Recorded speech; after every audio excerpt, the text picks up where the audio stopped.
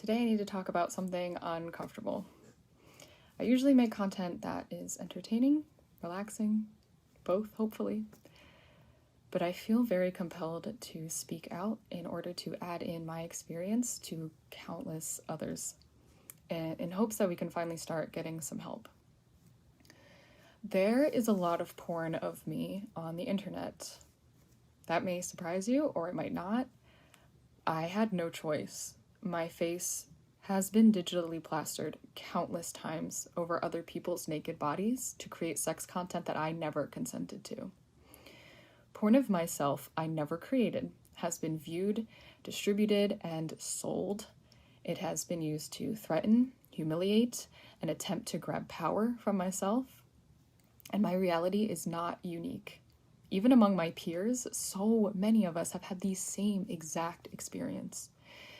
And it kills me to know that this is an inevitability that future generations will also be victim to. And even worse, because technology advances so quickly. Right now, the laws surrounding deepfake porn and other intimate image abuse are almost non-existent. It has felt hopeless and honestly unsafe to ever speak out. However, I am relieved to finally be talking about this with some support. I was reached out to by My Image, My Choice.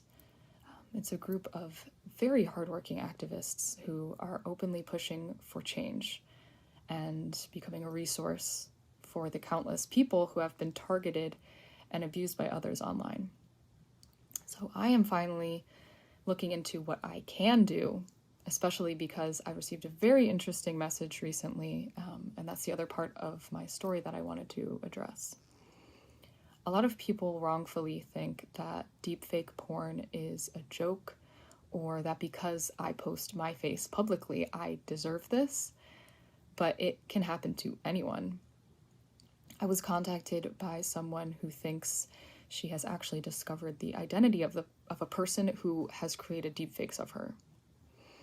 This person, hiding behind a username on one of the biggest deepfake sites, was recognized because he made pornographic videos of at least 7 people he knows personally from his time at school.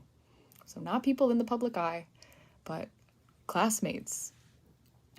But this same username also made a ton of videos of me and a dozen of my friends. So she reached out to me and let me know. And she shared his identity with me. I now know his name, where he lives, and where he works. And I am so ready to finally be able to pursue whatever action I can to find some semblance of justice on behalf of all the people he's done this to. Unfortunately, he's obviously just one of many, many offenders who have exploited others in this way. But to me, it does feel like a huge step closer in finally fighting back, because I don't care if it's just one. I want to let him know that I know. This affects people's lives. It's fully ingrained in mine. It dictates how I act, where I feel safe, and is something that I'm forced to come to terms with in order to just continue existing. If that resonates with you, I really, really would like to hear from you. I do think it's time for the conversation. Today you can go to myimagemychoice.org and learn more. Help us let lawmakers know that it's time to address this. Sign the petition to get one of the biggest deepfake sites shut down. And if you can, please share your story. I know for a fact that so many others are suffering in silence. People are afraid to speak up, to talk about it, and I am so sorry that this happened to you too. I hope that I can encourage you that you are not alone. I know I'm not either.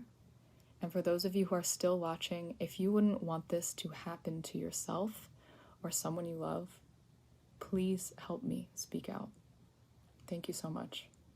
It means a lot to me, and I appreciate your time.